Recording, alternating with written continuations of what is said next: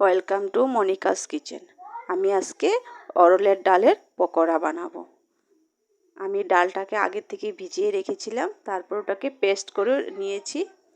আমি এখন একটা বলের মধ্যে ডালটাকে নিয়ে নিচ্ছি যতটুকু লাগবে, আর বাকিটা আমি রেখে দিচ্ছি, নেক্সট টাইম বানাবো। তারপর এখানে নিয়ে নিচ্ছি পেঁয়াজ কুচি, লঙ্কা কুচি। আপনারা যদি কেউ পেঁয়াজ না খান এটাকে স্কিপ করতে পারেন।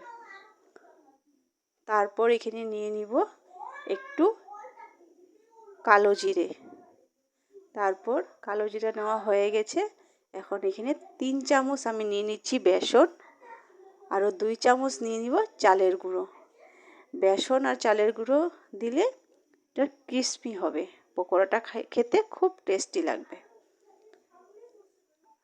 আর জিরের হলুদের গুঁড়ো নিয়ে নিচ্ছি 1.5 চামচ, আর লবণ নিজের মতন করে টেস্ট অনুযায়ী লবণটাও নিয়ে নিলাম। আমি এখানে 3 চামচ লবণ নিয়েছি, আপনারা আপনাদের টেস্ট অনুযায়ী লবণ নেবেন।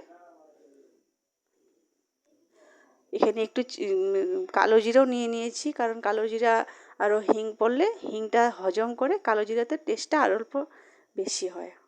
তারপর সবগুলো উপকরণকে ভালো করে মিক্স করে নিব। আস্তে আস্তে করে সবগুলি উপকরণকে ভালো করে মিক্স করে নিয়েছি। এটাকে যত ভালো করে মিক্স করা যাবে তত ভালো হবে। তারপরে আমি 5 মিনিটের জন্য ওগুলিকে এক সাইড করে রেখেছিলাম। 5 মিনিট পরে আমি কড়াই বসিয়ে গ্যাসটাকে ধরিয়ে দিলাম। দেখুন কড়াই গরম হয়ে গেছে। অন্য উল্টো দিকে আমি ভাত বসিয়ে দিয়েছি। তারপর এখানে আমি তেল নিয়ে নিচ্ছি। আমি রিফাইন তেল নিয়েছি।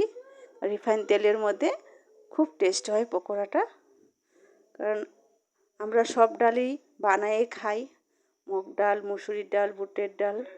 আজকে আমি অন্য ডাল বানাচ্ছি। আপনারা ঘরে খেয়ে দেখবেন, খুব ভালো লাগে।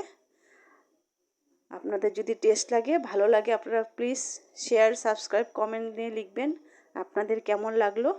একটি একটি করে সবগুলি আমি দিয়ে দিয়েছি। এখন মিডিয়াম আঁচে সব বানিয়ে নিলাম।